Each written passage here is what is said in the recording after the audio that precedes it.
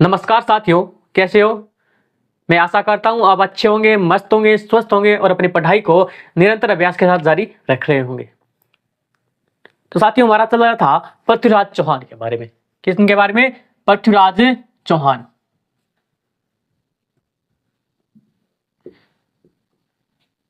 पृथ्वीराज चौहान।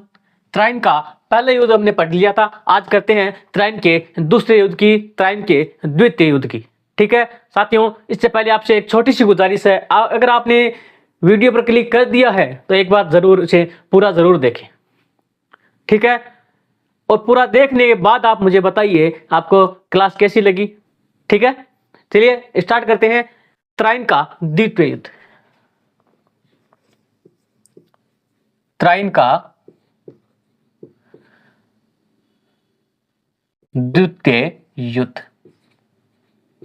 साथियों, एक तरफ तो कौन था? मोहम्मद गौरी, और एक तरफ है पृथ्वीराज चौहान। पृथ्वीराज चौहान तृतीय है। ठीक है, बात करते हैं इस युद्ध में साथियों मोहम्मद गौरी क्या होती है? विजय होती है। ठीक है, और पृथ्वीराज चौहान क्या करते हैं? हार जाते हैं। हार तो जाते हैं, लेकिन साथियों यह युद्ध एक इन्होंने विश्वासघात के साथ क्या किया था? जीता था, धोखे से जीता था। एक तरफ तो था गौरी का कैंप और एक तरफ था पृथ्वीराज चौहान का कैंप। तो उसमें क्या होता है, गौरी ने रातों रात क्या करता है? अटैक करता है। ठीक है, रात में अटैक करता है और पृथ्वीराज चौहान को पहले यह विश्वास दिला देता है कि मैं आपको कुछ नहीं करूंगा, ना ही कोई आक्रमण करूंगा, ना ही कुछ और करूंगा। ठीक है, पहली वाली हार थी। अगर वो हार ठंडी मीठी हो जाती है तो मैं अपने भैया के पास चला जाऊं, क्योंकि वहां तो गजनी का राजा तो उसका भाई था, उसे भेजा गया था। तो वो बोला कि मैं क्या मुंह दिखाऊंगा उसे जाकर, मैं अपने भाई को क्या मुंह दिखाऊंगा हार कर। अगर मैं बिना जीते वापस जाऊंगा तो मेरे भैया मुझे नहीं छोड़ेंगे। तो आप ऐसा करो, मुझे आप यहाँ पर एक बार रहने दो, जब बात ठंडी मीठी हो जाती तो मैं मत ही चले जाऊँ। ठीक है, ऐसा विश्वास किसको दिला दिया? पृथ्वीराज चौहान को दिला दिया। और एक दिन अचानक क्या होता है? आक्रमण कर देता है। तो पृथ्वीराज चौहान की सेना तो शांत थी एक बार। आधे सैनिक इनके पास थे, आधे जो सीमाओं पर सेना तैनात थी कि सीमाओं चारों ओर भी इनके दुश्मन थे। ठीक है, तो युद्ध हार जाते हैं, बात यह है। ठीक है, आगे बात करते हैं कि मोहम्मद गौरी। बात कब की है? 1192 की। एक साल बाद आता है ना पूर्ण। ठीक है, बात करते हैं पृथ्वीराज चौहान। पृथ्वीराज चौहान साथियों, एक मुख्य कारण तो है हारने का कि घोड़ा। घोड़ा क्या था? नाट्यरंबा नाम था घोड़े का, नाट्यरंबा यानी नाचने वाला घोड़ा। बात यह है कि नाचने वाला घोड़ा, नाट्यरंबा नाम था घोड़े का। ठीक है, कृष्ण राजा घोड़े का नाम क्या था? नाट्यरंबा। अब इनका जो मुख्य घोड़ा था जिस पर चढ़कर वो युद्ध लड़ा करते थे, वो घोड़ा क्या बदल दिया गया, किसी विश्वासघाती के द्वारा बदल दिया गया। एक तो कारण ये है। ठीक है, घोड़ा ये था। अब साथियों एक है कि मेवाड़ का शासक सामंची था इनके साथ। कौन था? मेवाड़ का शासक सामंची इनके साथ था। दूसरी बात करें कि उदयराज और एक साथियों स्कंद, ये सेनापति क्या होते हैं? समय पर नहीं पहुंचते। ठीक है, समय पर नहीं पहुंचते, एक ये भी कारण है। ठीक है, नहीं पहुंचते तो भाई हार तो निश्चित है। स्कंद। एक साथियों बात करते हैं कि पृथ्वी युद्ध में गौरी को छोड़ देना। ठीक है, पृथ्वी युद्ध में क्या करते हैं? गौरी को छोड़ देते हैं। प्रथम युद्ध में गौरी को छोड़ देना। दूसरा, तैयारी ना करना, छोड़ने के बाद तैयारी ना करना। ठीक है, एक कारण साथियों गौरी के पास तो क्या थे? घोड़े थे। ठीक है, इनके पास थे हाथी। एक हाथी घोड़े भी क्या होता कारण हो सकता है? अब देखो भाई, जितने तेज घोड़े के ऊपर लड़ा जाता है उतना देर हाथी पर नहीं लड़ा जाता, जितना तेज घोड़ा दौड़ता है उतना देर हाथी नहीं दौड़ता। ये भी कारण है। एक साथियों सहयोगिता, ये भी कारण मानते हैं। क्या? सहयोगिता। अब नए नए ब्याह उड़ो तो भाई घर गृहस्थी में व्यस्त दो, सहयोगिता, ये भी कारण है। बात करते हैं साथियों इस युद्ध के बारे में कि एक इतिहासकार हुए हैं कौन, आशीर्वाद श्रीलाल। वो क्या कहते हैं,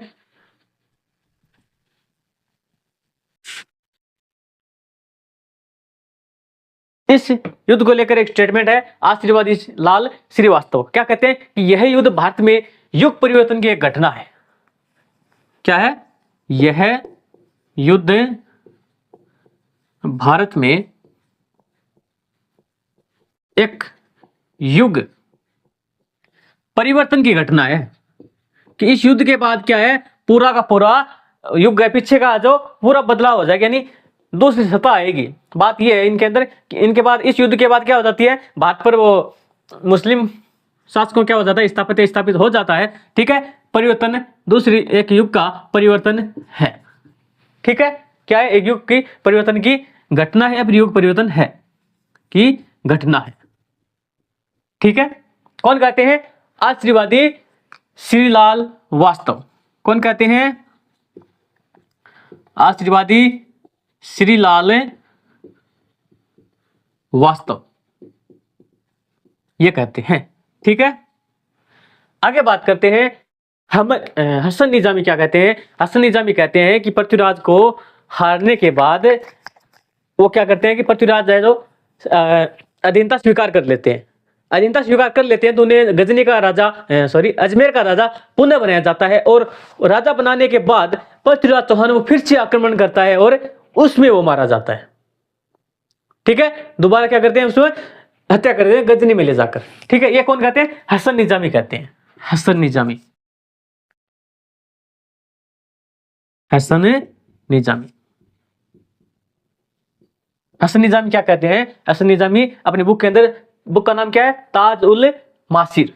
क्या है, ताज उल मासिर। इसमें वो क्या कहते हैं कि अधीनता स्वीकार कर लेते हैं पृथ्वीराज, ऐसा लिखते हैं कि अधीनता स्वीकार कर लेते हैं और अजमेर का राजा पुनः बनाया जाता है। और उसके बाद क्या करते हैं, हार जाते हैं और गजनी में ले जाकर क्या करते हैं, पृथ्वीराज की हत्या कर देते हैं। ये ऐसा कौन लिखते हैं, ऐसा लिखते हैं हसन निजामी। कौन सी बुक में, ताज उल मासिर में। ठीक है, अब बात करते साथियों चंद बरदाई क्या कहते हैं। चंद बरदाई, चंद बरदाई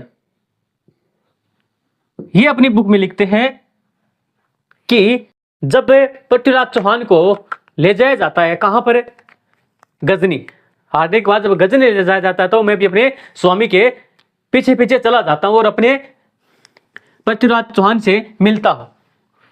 तो भाई वहां के लोग तो अपने हिसाब से वो करेंगे, तो उनकी क्या करते हैं, आंखें निकाल देते हैं। जब उनसे बात होती है चंद बरदाई की, तो क्या इन्होंने एक योजना बनाई, आंखें निकाल दी गई थी पृथ्वीराज चौहान की। ये लिखते हैं कि हमने एक योजना बनाई, एक उस योजना के तहत हमने क्या किया, सुल्तान का वध किया, उसकी हत्या कर दी थी। इस तरह से वो लिखते हैं। और शब्द भेदी बाण की बात करते हैं। शब्द भेदी बाण कौन लिखते हैं, चंद बरदाई। इन्होंने लिखते हैं कि जब पृथ्वीराज चौहान को मारा जा रहा था तो चंद बरदाई क्या कहते हैं कि हे सुल्तान, आप हमारी कलाकारी को जानते नहीं हो।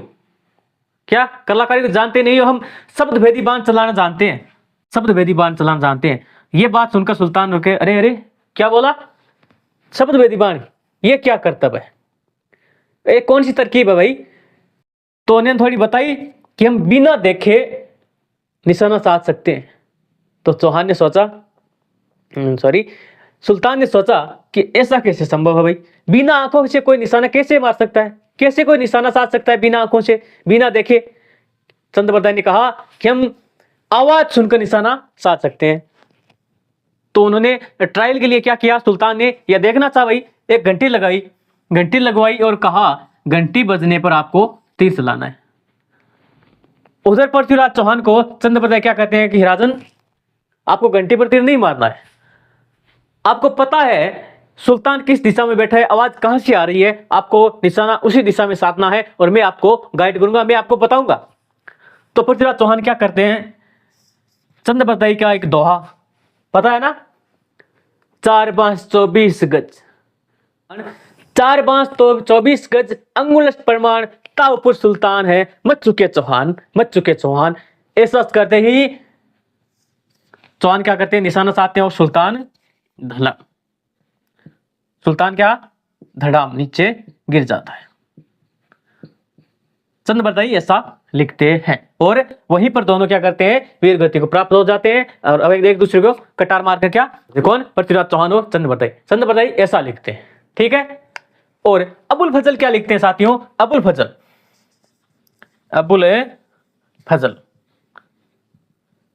फजल लिखते हैं कि पृथ्वीराज चौहान को पकड़ने के बाद गजनी में ले जाकर हत्या कर देते हैं। क्या लिखते हैं, गजनी में हत्या कर देते हैं। कौन लिखते हैं, अबुल फजल। अबुल गजनी की आ रही है ना, है ना, इस तरह से आप याद रख लो, गजनी में हत्या करते थे। चंद बताइए शब्द दीवान के बारे में बताते हैं। हसन निजामी कहते हैं कि पहले अजमेर का राजा बनाया जाता है, अधीनता स्वीकार करने के बाद फिर दोबारा पृथ्वीराज चौहान युद्ध करते हैं, उसमें हार जाते हैं तो वो गजनी ले जाकर हत्या कर देते हैं। ऐसा कौन लिखते हैं, हसन निजामी लिखते हैं अपनी बुक तालुज माशिर के अंदर, ठीक है। अब बात करते साथियों पृथ्वीराज विजय में क्या करते हैं जयानक, पृथ्वीराज विजय में एक है साथियों, पृथ्वीराज विजय किसकी है, जयानक की। ये क्या लिखते हैं, ये लिखते हैं कि अजमेर में हत्या कर देते हैं। क्या करते हैं, पृथ्वीराज की अजमेर में हत्या कर देते हैं। ऐसा कौन लिखते हैं, पृथ्वीराज विजय के अंदर जयानक लिखते हैं, ठीक है। और पृथ्वीराज राष्ट्रों में चंद बताइए लिखते हैं शब्द दीवान के बारे में, पृथ्वीराज रासो, ठीक है। आगे बात करते हैं साथियों पृथ्वीराज स्मारक कहां बना है, पृथ्वीराज स्मारक अजमेर में बना है, ठीक है। पृथ्वीराज चौहान का स्मारक तो कहां बना है, अजमेर में बना है। और समाधि स्थल कहां है, गजनी के अंदर है। समाधि स्थल कहां है, गजनी के अंदर। तो कला साहित्य की स्थापना पृथ्वीराज चौहान ने कहां की थी, अजमेर में की थी, ठीक है। बात करते हैं साथियों भाई हर्राज था ना, भाई था हर्राज पृथ्वीराज चौहान का, जो क्या करता है, आत्महत्या कर लेता है। इनके बारे में ये है, ठीक है। आगे बात करते हैं पृथ्वीराज स्मारक। पृथ्वीराज स्मारक कहां है, अजमेर में। पृथ्वीराज स्मारक कहां है, अजमेर के अंदर है, अजमेर। स्मारक है जो 13 सितंबर 1946 को क्या करते हैं, राष्ट्र को समर्पित कर देते हैं। कब, 13 सितंबर 1946 को। कब, 13 सितंबर 1946 को क्या करते हैं, राष्ट्र को समर्पित कर देते हैं, ठीक है। आगे बात करते हैं समाधि स्थल कहां है, पृथ्वीराज का समाधि स्थल गजनी के अंदर है, ठीक है। समाधि स्थल गजनी में भाई हर्राज ने क्या करती, आत्महत्या कर ली। आगे बात करते हैं पृथ्वीराज का पुत्र गोविंदराज। कौन, पृथ्वीराज चौहान तृतीय का पुत्र गोविंदराज क्या करते हैं, रणथंभौर में चौहान वंश की स्थापना करते हैं, ठीक है। पृथ्वीराज चौहान पुत्र कौन है, गोविंदराज चौहान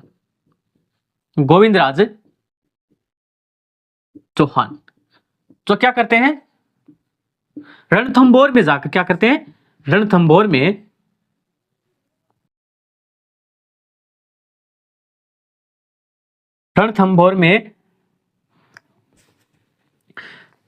पृथ्वीराज चौहान क्या करते हैं, गोविंदराज चौहान रणथंभौर में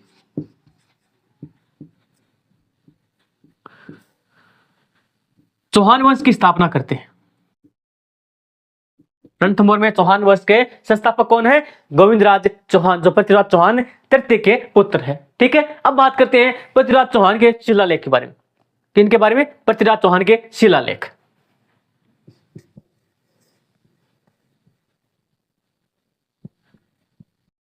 पृथ्वीराज चौहान के शिलालेख।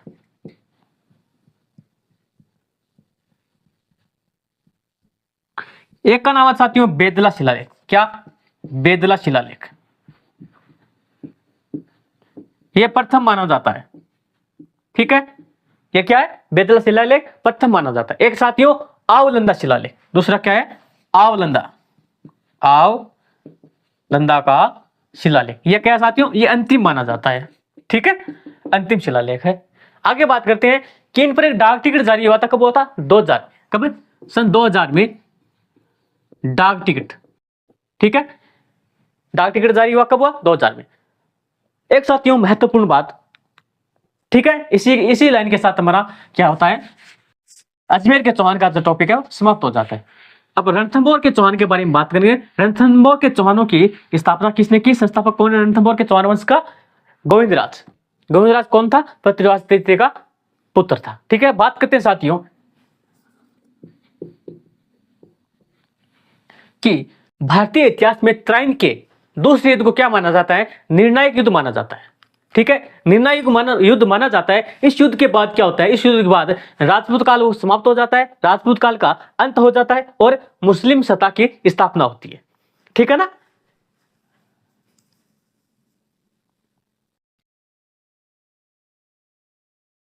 भारतीय इतिहास में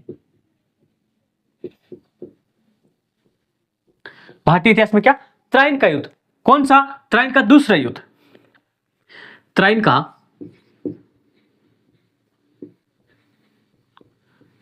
दूसरा युद्ध क्या है? निर्णायक युद्ध माना जाता है। क्या माना जाता है? निर्णायक युद्ध माना जाता है।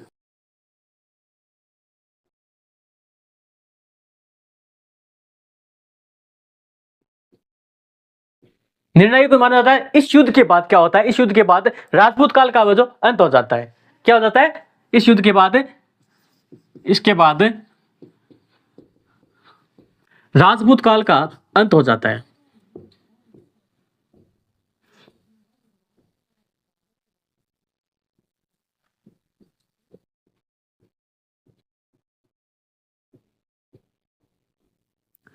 और क्या होता है साथियों?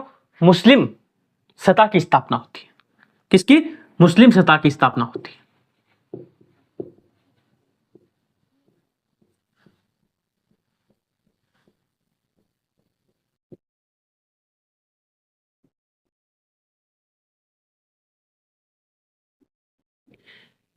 ठीक है साथियों, आज के लिए इतना ही। मिलते हैं अगली क्लास में। तब तक के लिए जय हिंद, जय भारत, जय राजस्थान।